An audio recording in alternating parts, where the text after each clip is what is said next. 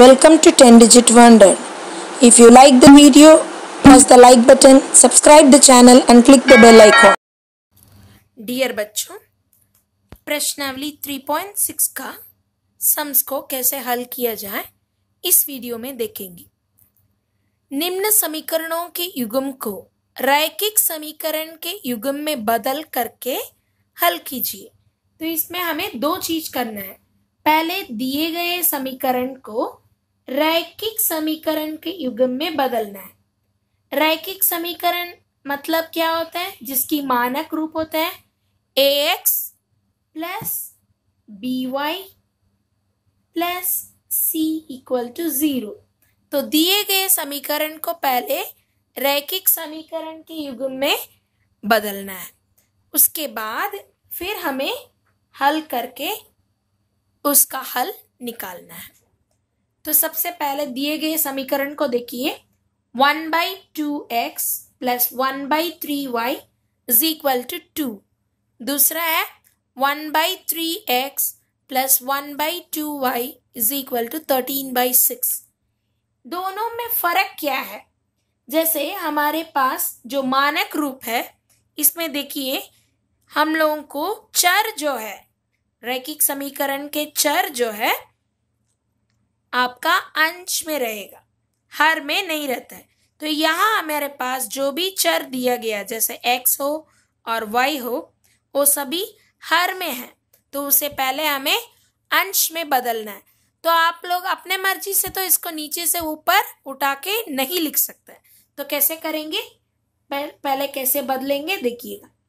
इसको कैसे लिखा जा सकेगा?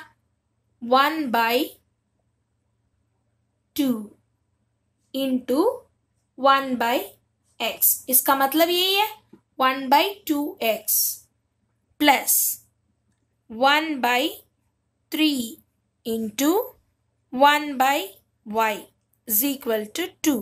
तो पहला समीकरण इस रूप में बदल गया। अब दूसरा समीकरण देखिए, 1/3 into 1/x plus 1/2 into 1/y is equal to 13/6। अब इसको इस रूप में लिखने का क्या जरूरत है?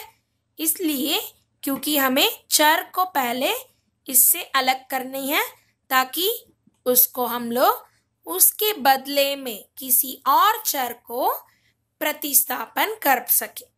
तो सबसे पहले हम लोग चर यहाँ पकड़ लिए कि 1/x और 1/y हमारे पास है। तो माना कि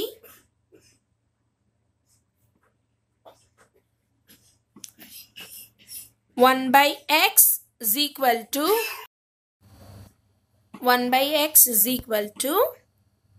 a और 1/y is equal to b। अब यहाँ पर x और y ऑलरेडी एक चर है, लेकिन हमारे पास 1/x एंड 1/y मतलब हर के रूप में है। तो उसे हम लोग दूसरे चर के रूप में बदल दे रहे हैं। जैसे कि कोई भी चर ले सकते हैं आप लोग, pq, ab, किसी भी चर को हम लोग मान सकते हैं। अब 1/x के बदले में a और 1/y के बदले में b को यहाँ प्रतिस्थापन करने पर हमारे समीकरण जो है बदल जाएगा। जैसे यहाँ देखिए, 1/2 इंटू 1/x के बदले में क्या डालेंगे? a प्लस 1/3 इंटू 1/y के बदले में क्या डालेंगे? b is equal to 2। दूसरा समीकरण देखिए, 1/3 इंटू 1/x के बदले में a प्लस 1/2 इंटू 1/y के बदले में b इज इक्वल टू 13/6। अब हमारे समीकरण जो है नया रूप में बदल गया। इसको कैसे लिख सकते हैं हम लोग? a/2 plus b/3 is equal to 2। अब इसका लासा निकालेंगे, क्योंकि संख्या को लासा में है, तो लासा क्या हो जाएगा? 6। तो हमारे पास 3 into a 3a plus 2 into b 2b is equal to 2। अब इसी तरह दूसरा समीकरण देखिए, लासा इसका भी 6 हो रहा है, 3 and 2, तो 2 into A 2A plus 3 into B 3B is equal to 13/6।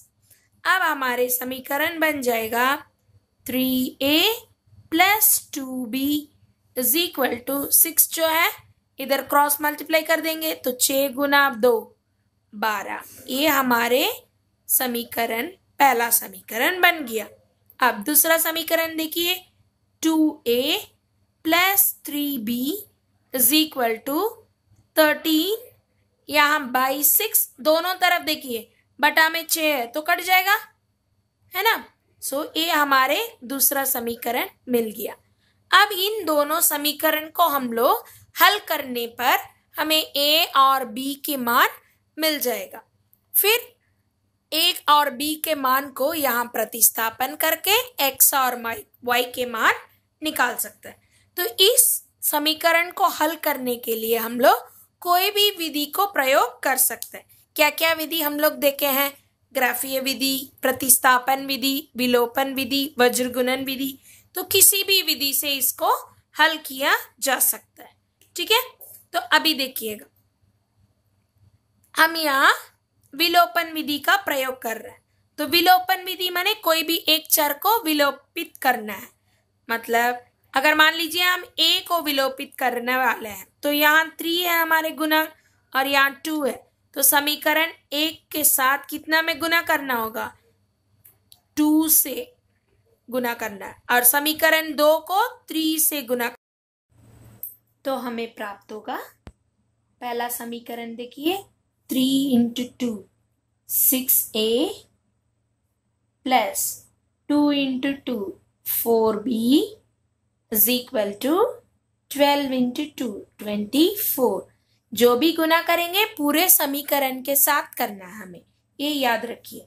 फिर दूसरा समीकरण में 3 से गुना करना है, तो 3 into 2 6A plus 3 into 3 9B is equal to 13 into 3 39।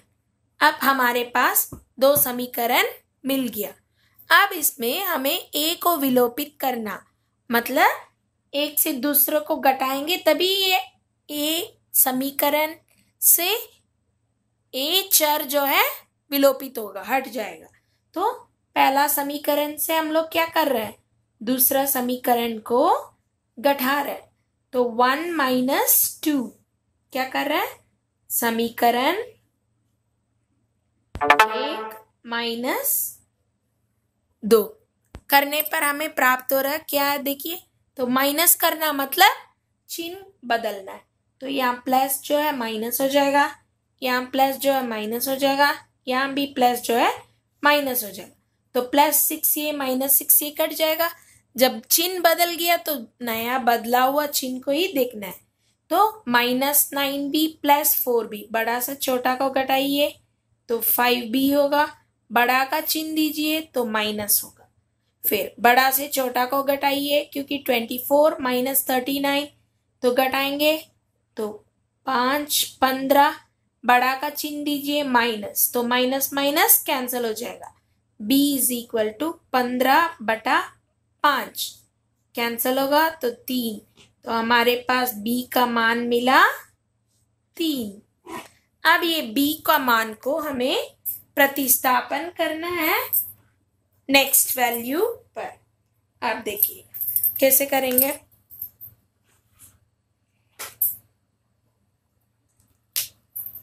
तो किसी भी एक समीकरण में इसको वैल्यू को प्रतिस्थापन कर सकते हैं। तो b का मान को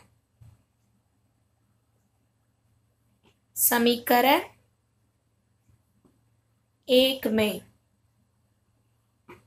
बैठाने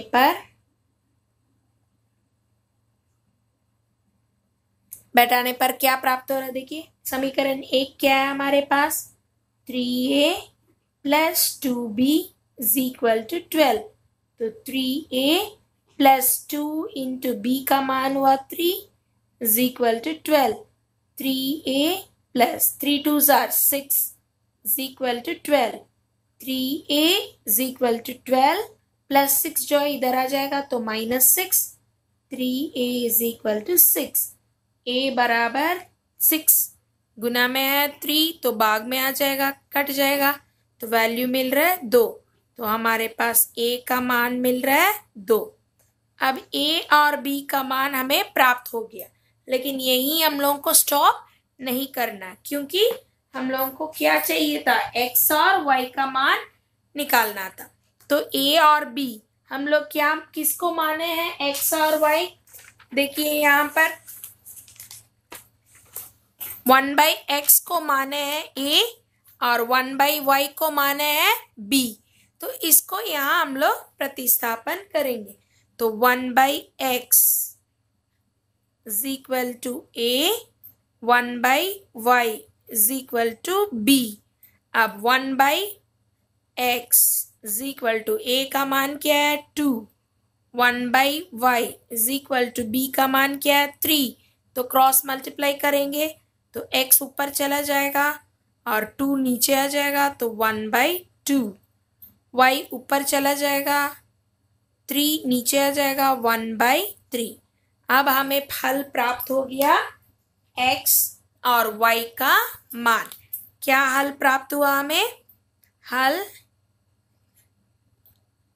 x is equal to 1/2, y is equal to 1/3। इतना पूरा करके कंप्लीट करने पर इसका पूरा हल मिल जाएगा। क्लियर।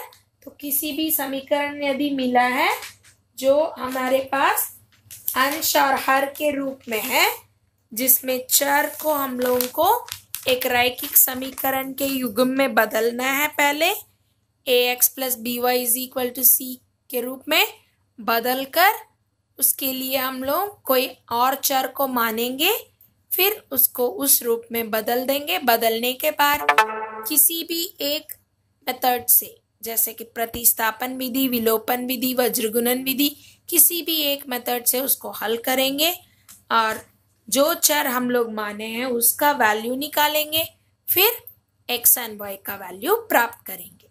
इस वीडियो को ध्यान से देखिएगा और अच्छा से समझ लीजिएगा। इस प्रकार अगला सम को नेक्स्ट वीडियो में देखेंगे। बाय।